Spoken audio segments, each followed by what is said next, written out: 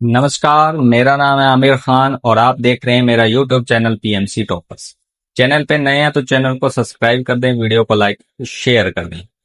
आज का टॉपिक शुरू करने से पहले आपसे रिक्वेस्ट है कि अगर आपने वीडियो वॉच करना शुरू कर दिया है तो वीडियो को बिना स्किप करे लास्ट तक जरूर वॉच करें, क्योंकि मैंने जो इस टॉपिक पे वीडियो बनाया है तो इसका अगर आपको मोटिव समझना है कि मैंने क्यों वीडियो बनाया है तो वीडियो को लास्ट तक वॉच करना जरूरी है। फिर ही आप समझ पाएंगे कि इस पे वीडियो बनाने का आखिर क्या कारण था, क्या मेरा मोटिव था। आप वीडियो में अगर आप बीच में स्किप कर देंगे या बीच में छोड़ के चले जाएंगे, उससे अच्छा है कि आप वीडियो को यहीं बंद कर दें, यहीं छोड़ दें। अगर वीडियो लास्ट तक वॉच करेंगे तो आपको अच्छी नॉलेजेबल कोई जानकारी आपको जरूर मिलेंगी इस वीडियो में। तो बिल्कुल जितने भी फैक्ट हैं सारे ऑथेंटिक हैं, प्रमाणिक हैं, कुछ भी मैं अपनी तरफ से जोड़ के बताने की कोशिश नहीं करूंगा। खैर, पॉइंट पे आते हैं, आज का टॉपिक शुरू करते हैं। देखिए, जो भारत है उससे आजाद हुए 78 साल हो चुके हैं। अब इसमें भारत जो है वर्तमान में दुनिया की 5वीं सबसे बड़ी अर्थव्यवस्था है। भारत धीरे धीरे एक विकसित राष्ट्र की तरफ बढ़ रहा है, एक डेवलपमेंट कंट्री बनने के जा रहा है। और 2047 तक अपने क्या है ये अचीवमेंट रखा है, एक गोल रखा है कि अपनी क्या है कि डेवलपमेंट कंट्री बन जाएंगे। लेकिन डेवलपमेंट कंट्री बनने के लिए, एक सुपर पावर कंट्री बनने के लिए जो बेसिक चीजें होती हैं उन पर बहुत ज्यादा ध्यान दिया जाता है। आज ऐसी दो मैं आपको क्रिटिकल और बेसिक चीजों के बारे में बताऊंगा जो भारत आजादी के 78 साल बाद भी नहीं बना पाया है। ये दोनों जो चीजें हैं इतनी इंपॉर्टेंट हैं कि अगर अपने को डेवलपमेंट कंट्री बनना है तो इनके बिना बनने की अपने नहीं सोच सकते, कल्पना नहीं कर सकते कि अपने बन जाएंगे। तो दोनों जो चीजें हैं उनके बारे में आपको पूरी मैं जानकारी दूंगा, इसके पीछे के कारण, फायदे, नुकसान, क्यों नहीं बना पाया, सारी चीजों पे अपने बात करेंगे खुल के। देखिए, पहली जो चीज है वो डिफेंस सेक्टर से जुड़ी हुई है। अब जो डिफेंस सेक्टर है वो अपने देश के लिए रक्षा तंत्र से जुड़ा हुआ है। अपने रक्षा जितनी भी भारत की नेवी है, जितना भी सिस्टम यूज करती है, वो सारा डिफेंस सेक्टर के अंदर आता है। अब डिफेंस सेक्टर है तो अपनी रक्षा की बात होगी, अपनी सुरक्षा की बात होगी देश की। तो पहली जो चीज है उसका नाम है फाइटर जेट इंजन।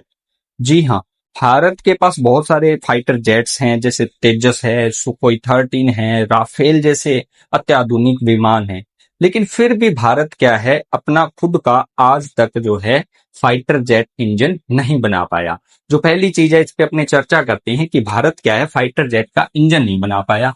तो पहली चीज है jet engine. Jet engine, fighter jet engine के इतिहास की बात करें तो पहला जो दुनिया का पेटेंट फाइटर जेट इंजन बनाया गया था वो बनाया गया था 1930 के अंदर। कब बना? 1930 के अंदर। किसने बनाया? यूके के एक वैज्ञानिक थे। यूके के वैज्ञानिक थे, उनका नाम था सर फ्रैंक विटल। क्या नाम था? Sir Frank whittle. Sir Frank whittle ने क्या है ये इंजन बनाया था। अब ये पेटेंट इंजन था। अब इसके तकरीबन तकरीबन 9 साल बाद, यानी अगस्त 1939 के अंदर जर्मनी के जो तानाशाह थे, जर्मनी के तानाशाह आप सभी को पता है, हिटलर। अब जर्मनी के जो तानाशाह थे, इनकी जो वायुसेना थी, उन्होंने दुनिया का पहला फाइटर जेट उड़ाया था। यानी दुनिया में जो पहला फाइटर जेट है किसने उड़ाया? जर्मनी ने उड़ाया अगस्त 1939 में। और इसका नाम कुछ था शायद HE 178। आप ऐसा करके कुछ सर्च करेंगे तो आपको ये मिल जाएगा फैक्ट। अब ये जो थे इन्होंने क्या है पहला दुनिया का विमान उड़ाया। ये तो इंजन के इतिहास की बात की। अब अपने पॉइंट पे आते हैं कि भारत जो है, ये जो जेट इंजन है इतने साल पहले बन चुका है, लेकिन भारत क्यों नहीं बना पा रहा, इनके कारणों की बात करते हैं। तो देखिए, इसमें मेजर अपने बड़े कारणों की बात करेंगे, छोटे मोटे कारणों पे अपनी चर्चा नहीं करेंगे।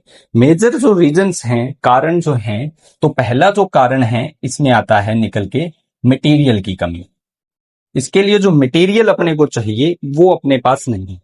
मुख्य रूप से जो फाइटर जेट का इंजन होता है, देखिए वो दो विशेष तरह की धातुएं होती है उनसे बनाया जाता है। अब इस ये क्यों बनाया जाता है, इसका भी पीछे कारण है बहुत सारे, वो सारे मैं आपको समझाने की कोशिश करूंगा। देखिए, जो फाइटर जेट का इंजन है उसका अंदर जो मेटल लगती है वो विशेष तरीके के दो पार्ट में डिवाइड करके बनाई जाती है।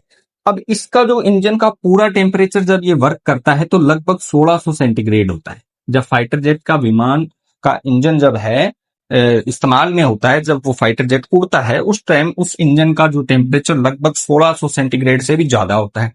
अब ऐसे में अगर कोई नॉर्मल मेटल धातु या मिश्र धातु का इस्तेमाल करेंगे तो वो तो पिघल जाएगी, टूट जाएगी, चटक जाएगी। क्योंकि आपको पता है जब भी कोई भी धातु है, अपने विज्ञान के अंदर जब पढ़ते हैं कि कोई भी धातु होती है जो, या कोई मिश्र धातु होती है, वो बहुत सारे छोटे छोटे क्रिस्टल से मिलके बनती है, छोटे छोटे क्रिस्टल से मिलके बनती है। क्रिस्टल जो क्या है कि जब आपस में जुड़ते हैं धातु या मिश्र धातु के अंदर, तो वो क्रिस्टल आपस में जुड़ते हैं तो बाउंड्री बनाते हैं, वॉल बनाते हैं, दीवार बनाते हैं, जिसको एक टर्म यूज की जाती है उसके लिए, ग्रेन बाउंड्री, उसको बोलते हैं ग्रेन बाउंड्री। तो वो ग्रेन बाउंड्री बनती है जब वो क्रिस्टल आपस में जुड़ते हैं किसी धातु के। अब वो ग्रेन बाउंड्री क्या करती है, जब ये इंजन के अंदर उस धातु को अपने लगा दिया, मिश्र धातु को लगा दिया, तो वो जब टेम्परेचर बहुत ज्यादा होता है तो उस वजह से वो दीवार क्या है बीच में से टूट जाती है, चटक जाती है, जिसके वजह से अगर इंजन के अंदर आपने उसके ब्लेड हैं या और मटेरियल है उसको बना दिया उस धातु से, तो वो टूट जाएंगे या आप उसका शेप बिगड़ जाएगा या वो पिघल जाएंगे। इस वजह से क्या है, इसको एक खास धातुओं से बनाया जाता है। वो दोनों खास धातुएं क्या हैं उन पे अपने चर्चा करते हैं। पहली जो है उसका नाम है single crystal, single crystal, single crystal super alloys, single crystal super alloys. अब ये क्या होती है, ये भी एक तरह की विशेष मिश्र धातु होती है। अब कैसे होती है इसको समझिए, ये काम कैसे करती है। देखिए, इसको बनाने के लिए क्या एक विशेष तकनीक चाहिए जिसका नाम है डायरेक्शनल सोल्टिफिकेशन, यानी हिंदी में अपने बात करें तो दिशात्मक जमना, दिशात्मक जमना। इसको बनाने की टेक्निक क्या है सुपर एलॉयज को, उसका नाम है दिशात्मक जमना। यानी एक विशेष दिशा में क्या है एक धातु को जमाया जाता है काफी सालों तक। अब इसमें होता क्या है, होता यह है सिंगल क्रिस्टल, यानी जो वो सुपर एलॉयज बनेगी आपकी मिश्र धातु बनेगी वो सिंगल क्रिस्टल होगी। सिंगल क्रिस्टल कैसे कि उसमें जितनी भी बड़ी, मान लीजिए आपने इतना बड़ा ब्लेड बनाया जेट का, है ना, तो उसमें जितने भी क्रिस्टल होंगे सारे के सारे क्या होंगे, सिंगल परमाणु संरचना से बनेंगे। यानी इनके बीच में क्या है जो बाउंड्री वॉल होगी, ग्रेन बाउंड्री जिसको कहते हैं अपने, और फाइटर जेट की भाषा में उसके लिए एक शब्द यूज किया जाता है क्रीप। यानी जो ग्रेन बाउंड्री होगी, क्रीप होगी, वो नहीं होगी, जिसकी वजह से क्या है ये मजबूत बनेगा, ये जल्दी से चटकेगा नहीं, अपना शेप नहीं बदलेगा और पिघलेगा नहीं। इस कारण से क्या है इसको क्या है मजबूती मिलती है। तो ये होता है सिंगल क्रिस्टल सुपर एलॉयज, यानी ये जो मिश्र धातु है ये सबसे मजबूत होगी और जल्दी से पिघलेगी। अब ये जो है 1100 से लेके 1200 सेंटीग्रेड का तापमान झेल सकती है, यानी इतने टेम्परेचर तक क्या है ये आराम से पिघलेगी नहीं, आराम से वर्क करेगी। तो इंजन जो होता है जेट का, उसके अंदर जो उसके टरबाइन के ब्लेड होते हैं वो इसी धातु के बनाए जाते हैं। अब इसमें बनाने के लिए किन किन धातुओं का इस्तेमाल होता है तो ये भी ध्यान रखें। सबसे ज्यादा जो होता है 50 से 60% निकेल, निकेल का इस्तेमाल किया जाता है। और उसके अलावा जैसे कोबाल्ट है, एल्यूमिनियम है, और कुछ रेयर धातु जो होती है, रेयर मेटल्स होती हैं जैसे रेनियम है, टैटलम है, और आपका जैसे टंगस्टन है, ये सारी धातुओं का इस्तेमाल करके क्या है ये सुपर एलॉयज बनाई जाती है, एक विशेष तरह की मिश्र धातु, और उससे क्या है उसके ब्लेड बनते हैं। पहला मटेरियल ये हुआ। दूसरा जो मटेरियल है उसका नाम है ceramic, ceramic matrix, matrix composite. ये जो होता है ये भी एक तरह का विशेष पदार्थ होता है। देखिए आपके घरों में जैसे अपने देखते हैं कप होता है, प्लेट होती है, या जैसे टाइल लगी होती है, इनको आप देखिए कि बहुत सारा टेम्परेचर झेल लेते हैं, ठीक है, बहुत सारा टेम्परेचर झेलते हैं, पिघलते नहीं है। लेकिन इसको थोड़ा सा अपने हिट करते हैं या चोट लगाते हैं तो उसकी वजह से क्या ये टूट जाते हैं, यानी भंगूर होते हैं। ये क्या होते हैं, भंगूर होते हैं। सीधा जो सिरेमिक होता है वो क्या होता है आपका भंगूर होता है, टूट जाता है, जल्दी चटक जाता है। लेकिन क्या होता है कि ये जो सिरेमिक मैट्रिक्स कंपोजिट होते हैं इसमें क्या किया जाता है कि जो सिरेमिक होता है उसमें सिरेमिक फाइबर डाले जाते हैं, सिरेमिक फाइबर। अब सिरेमिक फाइबर क्या होते हैं कि जो सिरेमिक होता है उसके अंदर सिरेमिक फाइबर का ऐसे जाल गूंथ के डाला जाता है। जैसे आपने कंस्ट्रक्शन साइट्स पे देखा होगा, या आप अपने घर में जब मकान वगैरह बनाते हैं तो उसकी रूफ बनती है या कोई वॉल के अंदर आप पिलर डालते हैं, तो आपने देखा होगा जो मिस्त्री होता है उसका वो क्या करता है कि उस छत के अंदर सरिये जो होते हैं, सरिया, उसका क्या है, ऐसे जाल गूंथ के डालता है, जिसकी वजह से जो वो छत है मजबूत हो जाती है। वो ही सेम काम क्या है, ये सिरेमिक फाइबर करते हैं। सिरेमिक फाइबर, ये सिरेमिक फाइबर सेम काम करते हैं। अब जो ये है, इस तरीके से अगर अपने इस कंपोजिस्ट को बना लिया तो ये क्या करेगा, आराम से 1400 से लेके 1600 डिग्री टेम्परेचर को झेल सकता है। इस टेम्परेचर को क्या है, ये आराम से झेल सकता है। इन दोनों का इस्तेमाल करके क्या है, पूरे इंजन को डिजाइन किया जाता है। इसका इस्तेमाल किया जाता है इंजन का ब्लेड बनाने में, सिंगल क्रिस्टल का। नीचे वाला जो है, इसका इस्तेमाल किया जाता है ऊपर का जो खोखा, एक तरह से कह सकते हैं बाहरी जो आवरण होता है, या इंजन के अंदर नोजल्स लगती हैं, या बाहर का जो एरिया होता है उसको कहते हैं टरबाइन श्राउड। टरबाइन श्राउड बाहर का जो एरिया होता है उसको बनाने में किया जाता है। अब आपके दिमाग में एक चलेगा प्रश्न कि इसका इसका इस्तेमाल क्यों किया जाता है, तो इसका कारण समझिए। देखिए, ये जो कंपोजिस्ट होता है, सिरेमिक मैट्रिक कंपोजिस्ट, ये आम धातु की तुलना में उसका तीसरा हिस्सा भी कम हल्का होता है। जैसे मान लीजिए आम धातु अगर 100 किलो की है, अगर मान लीजिए आम धातु से अपने जेट इंजन बनाया, अगर वो 100 किलो का है, तो ये जो है अगर इससे बनाएंगे तो वो क्या होगा, सिर्फ 30 किलो का होगा। अब इंजन का वेट कम होगा तो वो प्लेन क्या है, उतना ही हाइट पे उड़ पाएगा, ज्यादा हाइट पे उड़ेगा।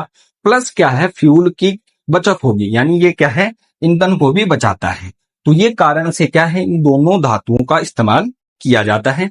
मैं उम्मीद करता हूं आप पॉइंट को क्लियर कर पाएंगे कि ये जो सिंगल क्रिस्टल होता है, इसका इस्तेमाल जो इंजन के अंदर ब्लेड लगते हैं उनको बनाने में किया जाता है। और नीचे वाले जो ये सेरेमिक मैट्रिक्स कंपोजिस्ट होते हैं, ये इंजन का भारी आवरण बनाते हैं, और दोनों मिलके क्या है, इंजन को मजबूत करते हैं। ये है पहला कारण कि अपने पास इन दोनों को बनाने की टेक्निक नहीं है, और इनमें जो लगने वाली मिश्र धातुएं हैं या धातु हैं, उनका भी अपने पास क्या है, सीमित भंडार है, अपने पास जल्दी से उपलब्ध नहीं हो पाती। तो इस कारण से भी क्या है, इन दोनों को अपने नहीं बना पा रहे। ये था पहला कारण। अब दूसरे कारण पे चलते हैं। मान लीजिए कि अपने ये सारी चीजें मिल गई और अपने जेट इंजन बना लिया, उसके बाद क्या है कि अपने को कोई चीज बना लेते तो उसकी टेस्टिंग करनी पड़ती है। तो टेस्टिंग के लिए क्या है, जेट इंजन के लिए अपने को एडवांस लेब चाहिए, अत्याधुनिक आधुनिक लेब्स चाहिए अपने को। अब उस लेब की कमी है अपने पास लेब्स नहीं है। इसके साथ एक चीज और चाहिए जिसको बोलते हैं विंड टनल। अब विंड टनल क्या चीज होती है, इसके अंदर दूसरे कारण की बात करें तो विंड टनल। अब ये विंड टनल्स क्या होती हैं कि जैसे जो आपका इंजन है उसके अंदर जो वो टरबाइन लगती है, पंखे लगते हैं, घूमने वाले ब्लेड्स लगते हैं, उनकी स्पीड को चेक करने के लिए कि ये इंजन सही से काम कर रहा है, क्या उतनी एनर्जी जितनी जेट को चाहिए उड़ने के लिए उतनी बना पा रहा है कि नहीं, इस चीज को चेक करने के लिए अपने को विंड टनल्स चाहिए। इसकी भी अपने पास शॉर्टेज है, यानी ये भी अपने नहीं बना पा रही। अब दो कारण आप समझ चुके हैं कि जो मटेरियल चाहिए वो अपने नहीं बना पा रहे, क्योंकि इसकी जो टेक्नोलॉजी है मटेरियल की, वो 4 या 5 देशों के पास है, गिने चुने। अब वो 5 या 4 देश हैं, वो किसी के साथ शेयर नहीं करते। अगर वो शेयर कर देंगे तो हर देश क्या है, अपना खुद का फाइटर जेट बना लेगा इंजन, और उनका धंधा गया चौपट हो जाएगा। इस कारण से वो किसी के साथ ये टेक्नोलॉजी शेयर नहीं करते। इसके अलावा अपने पास एडवांस लैब्स हैं, इन पे लाखों करोड़ों अरबों रुपया लगता है। जो अगर कमजोर देश है, गरीब देश है, तो वो ये एडवांस लैब और विंड टनल्स नहीं बना सकता। तीसरा अपने बात करते हैं कारण की, तो तीसरा बड़ा कारण है कि जो अपना रक्षा बजट है उसमें जो अपने संस्थान है डीआरडीओ, डीआरडीओ जो अपने देश की सेना के लिए अपने रक्षा तंत्र से रिलेटेड क्या है, सामग्रियां उपकरण बनाती हैं, इसको क्या बजट कम मिलता है, यानी पैसा बहुत कम मिलता है। जिसकी वजह से क्या है, यहाँ के जो वैज्ञानिक हैं उनके पास उचित उपकरण नहीं होते, अच्छा परीक्षण नहीं होता, और बहुत सारे सीमित संसाधनों में उनको काम करना पड़ता है। जिस वजह से क्या है, वो इस चीज को आज तक अचीव नहीं कर पाए। हालांकि कोशिश जरूर की गई है। इस पे हम अपने चर्चा करते हैं कि कभी भारत ने कोशिश की है क्या इंजन बनाने की। बिल्कुल हाँ, की है भारत ने कोशिश। कोशिश कब की गई थी, तो इस पे अपने चर्चा करते हैं। मैं थोड़ा सा इसको रफ कर देता हूं। देखिए, भारत ने जो है 1989 में एक प्रोजेक्ट शुरू किया था जिसका नाम था कावेरी। क्या नाम था? कावेरी प्रोजेक्ट। अब ये कावेरी जो प्रोजेक्ट था बेसिकली क्या है, जेट इंजन बनाने के लिए शुरू किया गया था। इसमें अपना जो सहयोगी देश था वो था यूएसए यानी अमेरिका। अपना सहयोगी देश कौन था? USA, America. उसने कहा कि आप प्रोजेक्ट शुरू कीजिए, हम आपकी मदद करेंगे आपका खुद का इंजन बनाने में। अब ये जो कावेरी नाम का इंजन बनाने की कोशिश की गई थी, ये किसके लिए किया गया था? भारत के पास एक विमान है जिसका नाम है तेजस। तेजस नाम का विमान है भारत के पास, फाइटर जेट है। उसमें लगाने के लिए भारत ने क्या है, ये कोशिश शुरू की। अब शुरू करते करते क्या है कि भारत ने 1998 के अंदर परमाणु परीक्षण किए।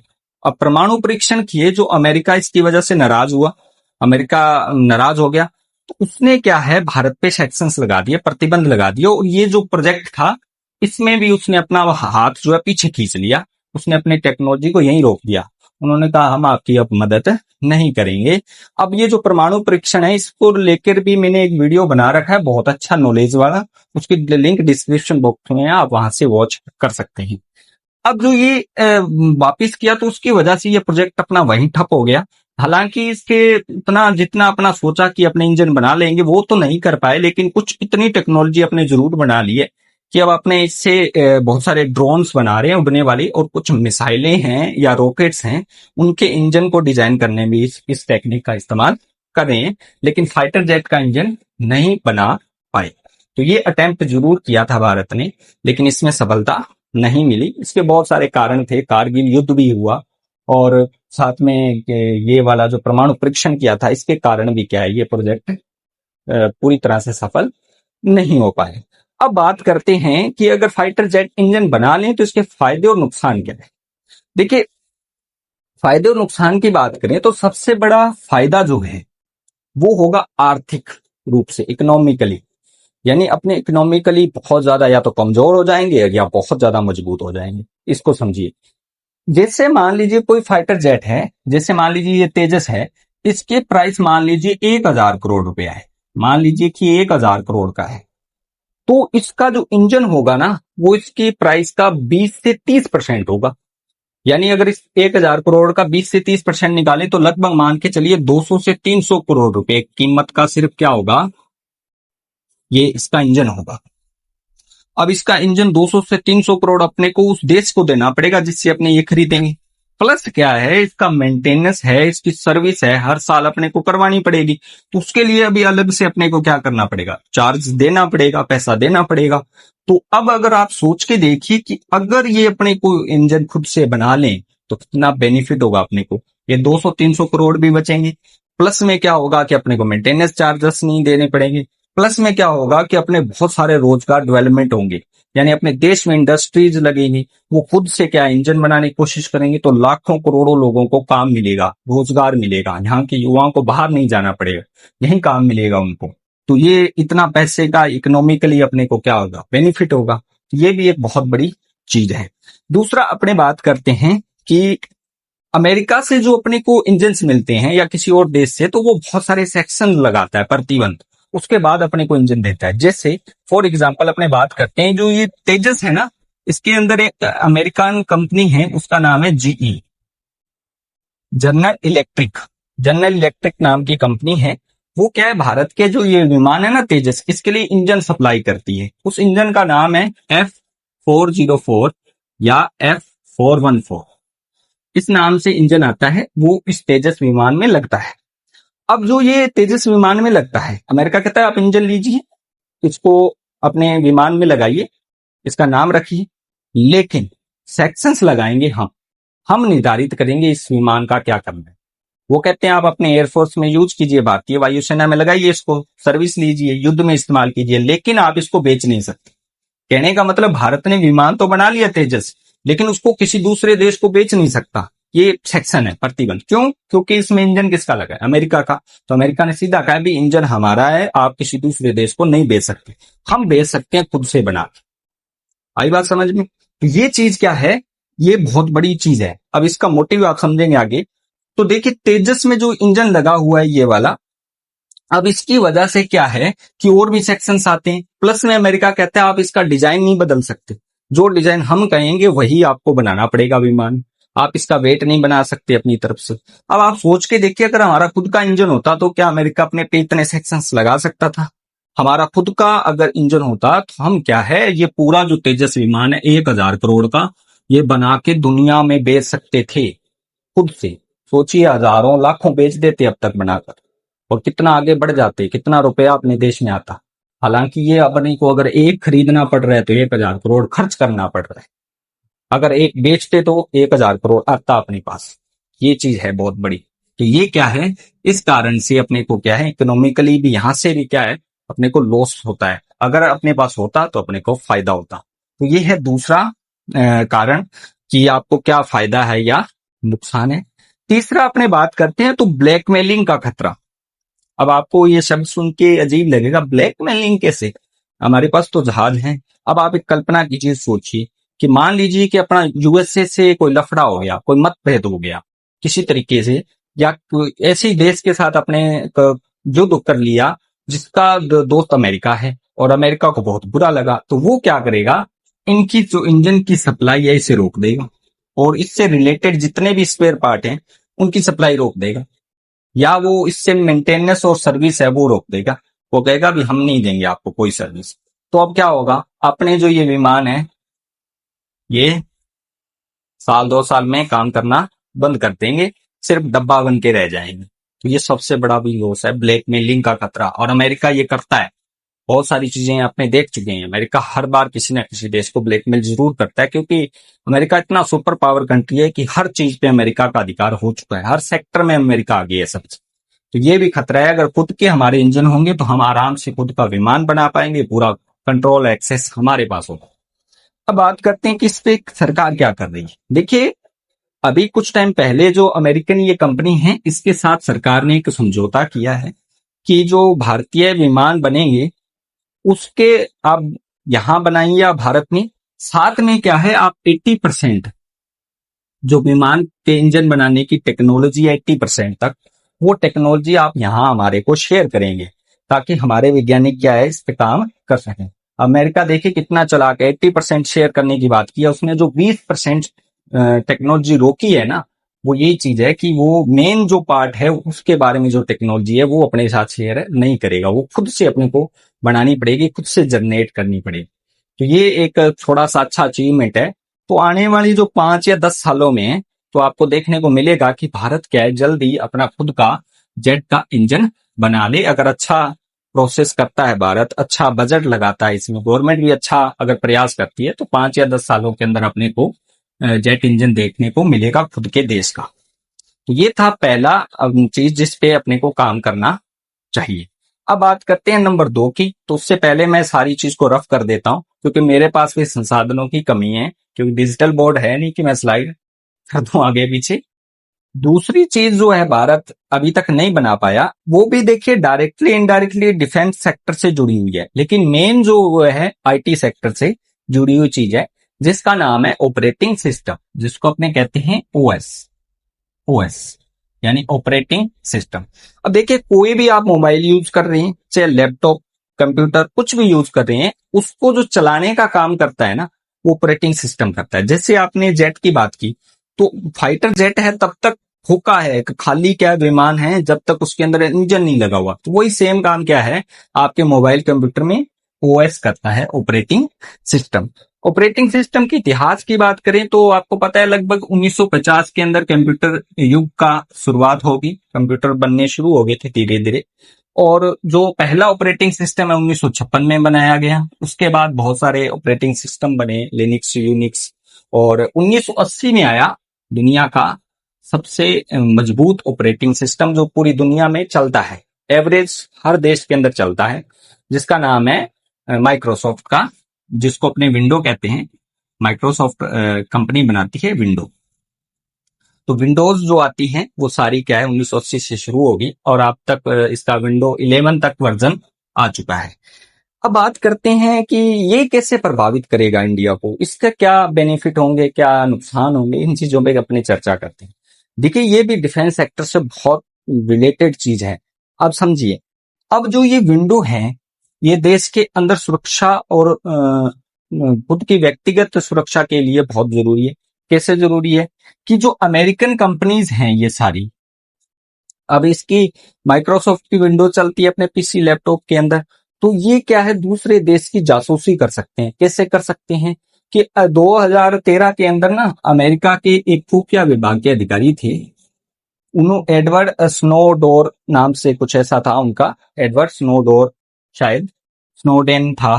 उन्होंने क्या है एक डॉक्यूमेंट लीक किया। उन्होंने कहा कि अमेरिका जो है ना वो टेक्नोलॉजी से जुड़ी जितनी भी कंपनियां हैं उनको काम करने की आजादी देता है, लेकिन साथ में एक छोटी सी एक इंस्ट्रक्शंस देता है कि आप जो भी सॉफ्टवेयर बनाएंगे या कोई भी एप्लीकेशन बनाएंगे उसमें अमेरिका खुफिया एजेंसियां है ना उनके लिए बैकडोर छोड़ेंगी।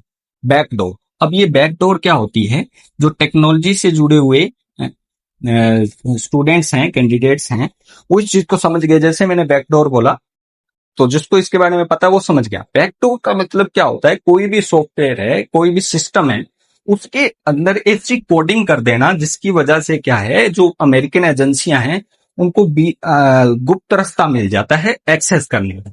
जैसे फॉर एग्जांपल मैं समझाता हूं, मान लीजिए कि मेरा मोबाइल है, उसमें बैकडोर छोड़ दिया। अब अमेरिका को मेरे मोबाइल की चीजों को एक्सेस करना है कि मेरे मोबाइल में किससे मैंने बात की, क्या चैट की, कितने फोटोज हैं, वीडियोज हैं, क्या क्या चीजें हैं इसके अंदर।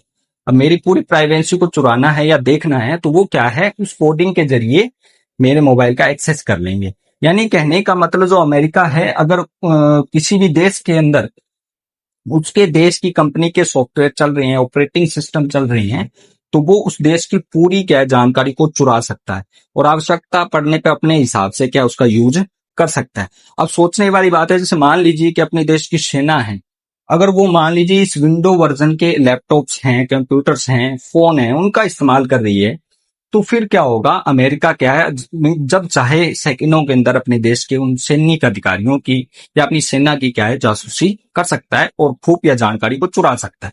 तो ये सबसे बड़ा नुकसान होगा, क्योंकि आने वाला जो समय है आपको पता है टेक्नोलॉजी वॉरफेयर होगा। सीधा मिसाइलों से, बमों से युद्ध नहीं होगा, टेक्नोलॉजी से भी क्या होगा, युद्ध होगा।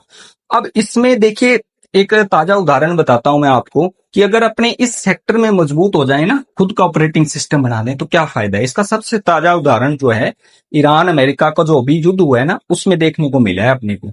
आप तो हो सकता है ईरान से मतभेद हो, आपके विचार कुछ और हो, लेकिन मेरा मानना है चाहे दुश्मन है चाहे दोस्त, उसके सकारात्मक और नकारात्मक पहलू दोनों के ही अपने को बात करनी चाहिए। अगर उसमें कुछ अच्छा है तो उसकी मेरे को तारीफ करनी चाहिए, अगर दोस्त में भी कुछ बुरा है तो उसकी भी अपने को खुल के आलोचना करनी चाहिए। जब वापिस पॉइंट पे आते हैं तो ईरान जो है ना उसके जितने भी कंप्यूटर्स हैं सरकारी या देश के अंदर, जितने भी लैपटॉप कंप्यूटर्स हैं, मोबाइल्स हैं, उनमें 90% तक ना, 99 या 90% तक क्या है, खुद का देश का विकसित किया हुआ ऑपरेटिंग सिस्टम है। यानी उनके कंप्यूटर और लैपटॉप खुद के देश के बनाए, उनके वैज्ञानिकों के बनाए हुए ऑपरेटिंग सिस्टम पे चलते हैं। जिस वजह से क्या है, अमेरिका जो है उनमें उनकी जो खुफिया जानकारियां हैं बहुत कम हद तक चुरा पाया। तो ये भी बहुत बड़ा प्लस पॉइंट था ईरान के लिए, क्योंकि आपको पता है अमेरिका की जो एजेंसियां वो इतनी शातिर हैं कि मिनटों में क्या सेकंडों में दूसरे देश की पूरी खुफिया जानकारी को चुरा के और उसका इस्तेमाल करती हैं युद्ध में, हमला करने में, अटैक करने। तो ये जो चीजें हैं ये भी ईरान के लिए प्लस पॉइंट साबित हुई, क्योंकि उन्होंने खुद के क्या है ऑपरेटिंग सिस्टम बना रखे हैं मोबाइल के लिए, कंप्यूटर के लिए, लैपटॉप के लिए। तो अगर अपने इस सेक्टर में भी मजबूत होते हैं तो अपने को फायदा मिलेगा। इसके साथ आने वाले समय में आर्टिफिशियल इंटेलिजेंस ही आएगी, तो उस सेक्टर पे भी अगर अपने पूरा काम करे ना तो अपने भी एक सुपर पावर कंट्री बन सकते हैं। अब खैर वापिस आते हैं पॉइंट पे, तो क्या भारत ने कभी ऐसा प्रयास किया क्या? बिल्कुल हाँ, किया था। क्यों हुआ क्या, एक छोटी सी बात को समझें। 1998-99 में जब कारगिल का युद्ध हुआ, कारगिल युद्ध, उसके अंदर क्या है, भारतीय जो सेना थी वो नीचे थी पहाड़ी इलाके में, और जो दुश्मन थे पाकिस्तानी सेना थी वो पहाड़ के ऊपर थी, टॉप फ्लोर पे। अब भारत के पास उस टाइम क्या खुद का नेविगेशन सिस्टम नहीं होता था, यानी लोकेशन जीपीएस सिस्टम नहीं होता था भारत के पास खुद का। तो भारत ने अमेरिका से कांटेक्ट किया, अमेरिका को कहा कि आप क्या है ये जो दुश्मन बैठे हैं ना चोटी पे, पहाड़ी पे, इनकी हमें एग्जैक्ट लोकेशन दीजिए ताकि हम क्या है उनपे एयरफोर्स से अटैक कर सकें। अब अमेरिका क्या है उस टाइम उसने मना कर दिया, उसने कहा देखो आप दोनों देशों का लफड़ा है तो मैं तो बीच में न्यूट्रल रहूंगा, मैं आपको ये जो जीपीएस लोकेशन आप मांग रहे हो मैं आपको नहीं प्रोवाइड करवाऊंगा। लेकिन इसके पीछे उसकी मंशा एक और भी थी, क्योंकि 1998 में अपने परमाणु परीक्षण किया था बिना अमेरिका की मंजूरी के, बिना अमेरिका को बताए, बिना अमेरिका की मंजूरी के। अमेरिका सहमत नहीं था, इस वजह से उसने बदला लेने के लिए अपने को यहाँ पे झोंका इस युद्ध के अंदर, कारगिल युद्ध के। क्योंकि अंदर अंदर से क्या अमेरिका पाकिस्तान को सपोर्ट कर रहा था, डायरेक्टली इनडायरेक्टली। तो अब क्या है, इसने मना किया। इसके बाद क्या युद्ध खत्म होता है, भारत जैसे तैसे मैनुअली अटैक करता है, सेना अपनी जो पूरे जोरों शोर से लड़ती है और फाइनली अपने कारगिल युद्ध जीत जाते हैं। लेकिन इस वजह से क्या है, अपने बहुत सारे सैनिक क्या है शहीद होते हैं, बहुत सारे जवानों का क्या है खून बहता है। तो उनके लिए एक छोटा सा क्या है कमेंट में जय हिंद जरूर लिखें उनके सम्मान में। उसके बाद क्या है कि भारत ने इससे एक सीख ली, भारत ने इस चीज को सीखा। भारत ने क्या है 10 जनवरी 2007 को खुद का ऑपरेटिंग सिस्टम बनाया, जिसका नाम था बोस। क्या नाम था?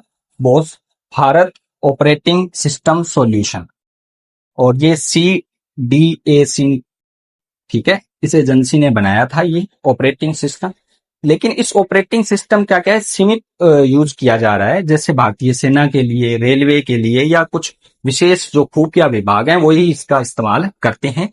ध्यान रखें, वो ये जो ऑपरेटिंग सिस्टम विंडो के आते हैं, लिनक्स के आते हैं, इनका इस्तेमाल नहीं करते। हालांकि ये भी लिनक्स पे आधारित है, लेकिन जो ये माइक्रोसॉफ्ट के हैं या कोई और ऑपरेटिंग सिस्टम उनका यूज नहीं करती। हालांकि ये माइक्रोसॉफ्ट से थोड़ा सा स्लो है, क्योंकि इसकी कोडिंग जो है बहुत पीछे है। अमेरिका के जो ये ऑपरेटिंग सिस्टम है ये एडवांस लेवल के हैं, तो थोड़ी सी स्पीड ज्यादा है।